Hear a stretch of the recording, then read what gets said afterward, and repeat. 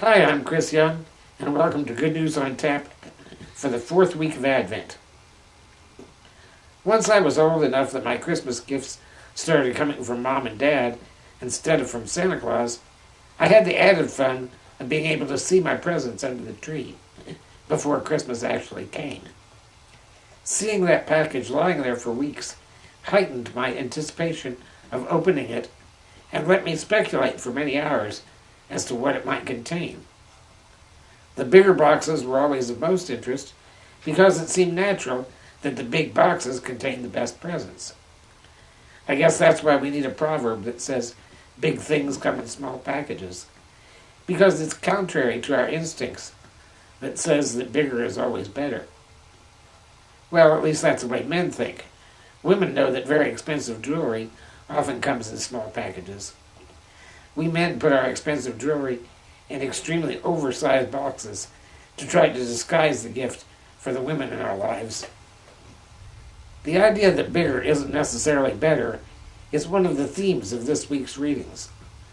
The first reading talks about what a lowly and seemingly unimportant town Bethlehem is. It goes on to say that Bethlehem will become great because that's where the Messiah is born. Even Nazareth, where Jesus grew up later, wasn't exactly a big city. People even doubted Jesus in some respects because they couldn't believe that anything good could come from a place like Nazareth. But God thinks differently than we do. God's trying to make a point that even the most lowly places are important, and similarly, the most lowly people are important. In the Gospel, we have Mary being greeted by her cousin Elizabeth, and saying the familiar line, "Blessed are you among women, and blessed is the fruit of your womb."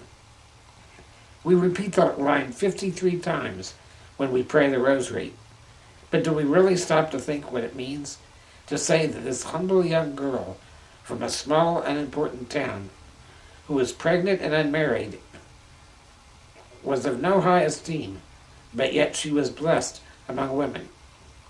And her unborn child was blessed as well.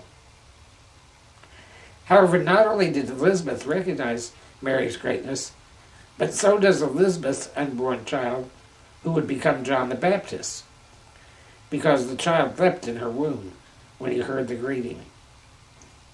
We often think of John the Baptist as being among the first to recognize Jesus when Jesus came to him at the Jordan River when they were adults. But actually, this was the first meeting before they were even born. And even then, John knew that his cousin Jesus was something very important. So this Christmas, we need to remember to see things as God sees them.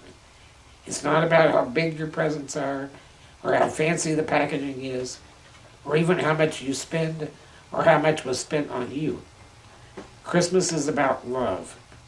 And many times, even the simplest gifts or gestures, or even just a visit and a warm greeting from family and friends, can be the greatest gift we receive all season. And that's Good News on Tap for the fourth week of Advent.